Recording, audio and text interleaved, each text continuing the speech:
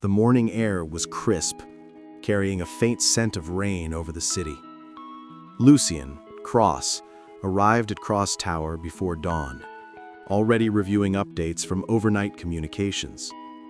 Damien Voss had escalated again, this time combining aggressive business maneuvers with subtle personal attacks.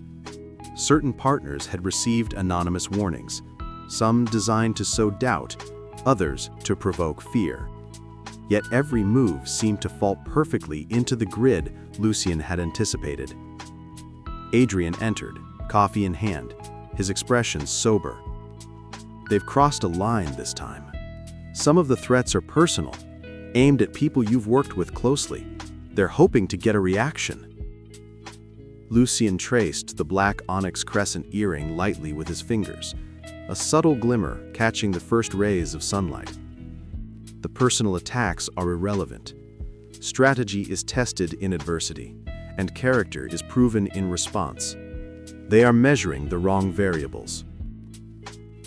Across town, Vivian Hale paced in her office, her posture tight with barely controlled irritation. She scrolled through the latest news alerts and internal memos. Lucien's calm handling of Damien's attacks had become impossible to ignore. Yet she refused to acknowledge it aloud. "It's luck, nothing more," she muttered. "He cannot sustain this under real pressure." Her pride masked the faint pang in her chest. She had always believed herself untouchable, Lucien irrelevant, and yet a small, uncomfortable thought lingered. The man she had once demeaned was consistently emerging unshaken from every storm she had believed would ruin him. Damien, meanwhile, convened his top strategists in a shadowed room of Voss Tower. Cross's stability is unnerving. His allies remain loyal, his actions precise. The markets won't break him. If we want to gain the upper hand, we must strike personally, where he cannot simply calculate and adjust. Back in Cross Tower, Lucien met with Adrian to discuss the latest developments. Charts, partner reports, and press releases filled the room. "Damien wants to provoke emotion," Lucien said, calm and deliberate. "We do not react. We anticipate, neutralize, and maintain clarity. Any misstep comes from haste, not foresight." Adrian glanced at him, admiration flickering across his features. "He's relentless, but you're always 2 steps ahead." "Not ahead," Lucien corrected softly. "Prepared. Always prepared." Later that day, Vivian Hale attended a luncheon with investors, attempting to demonstrate confidence and authority. Her words were precise, her posture impeccable, yet a faint tremor in her composure betrayed her inner tension. As she spoke of market forecasts, a subtle comparison to Lucien's recent public briefings invaded her mind. He had handled far more, with less fanfare, yet every partner he had touched had been reassured, every rumor quelled.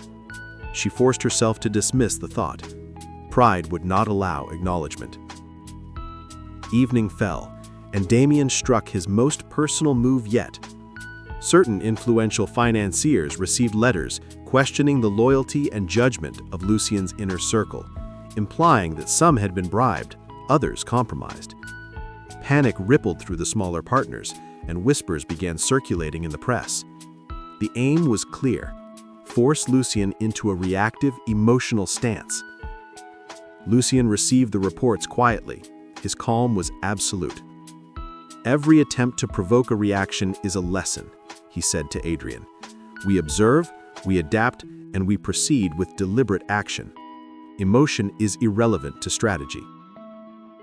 Across the city, Vivian watched a replay of Lucien's response to the attacks, her lips pressed into a thin line. The man she had once dismissed moved with measured precision, each word calculated, each assurance effective. The faintest crack of doubt appeared in her mind. She turned away from the screen, unwilling to give it focus. Pride still demanded that he remained powerless in her estimation. Night deepened, and Lucien walked through the Cross Tower corridors alone, thinking of the family tradition. the trials that tempered heirs, the lessons learned outside the shelter of fortune. Each escalation Damien launched was merely another test, and each had reinforced Lucien's resilience. He had no lingering emotions for Vivian. She was irrelevant to his path, a shadow of the past that held no power over his present or future. Damien, frustrated by the repeated failures, plotted his next move. If the markets cannot shake him and personal attacks fail, then we escalate further, he muttered. We target his influence, his reputation, even the perception of his judgment. The heir must falter. Meanwhile, Vivian could no longer ignore the pattern forming before her eyes. Lucien's allies remained steadfast, his actions precise, and his foresight unbroken. Still, she spoke aloud to herself, clinging to pride. He's only surviving because others cover for him. It will fail. Lucien's office, however, was a sanctuary of clarity. Every report, every rumor, every threat had been accounted for. Each had been met with calm and precision, reinforcing trust and stability. The black onyx crescent earring caught the faint moonlight through the window, a quiet emblem of endurance, discipline, and the legacy of the Cross family. As the city slept, Lucien reviewed his strategy for the following day, the culmination of preparation and foresight.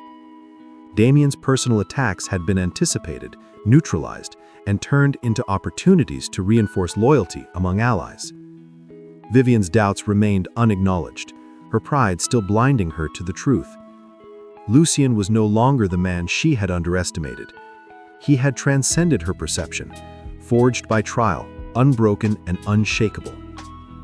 The night ended with a quiet tension, a city resting under watchful eyes, and a Cross heir poised for whatever storms would follow. Vivian Hale's first real stirrings of regret had begun, faint and unspoken, a prelude to the reckoning that would come. And Lucien, calm, composed, and detached, had no interest in her acknowledgement. His path was clear, his purpose unwavering, and the legacy he would claim was already taking shape. Thank you for sharing this chapter with us at Velvet Chapters Brew. Comment, like, and subscribe to see where the next page takes us.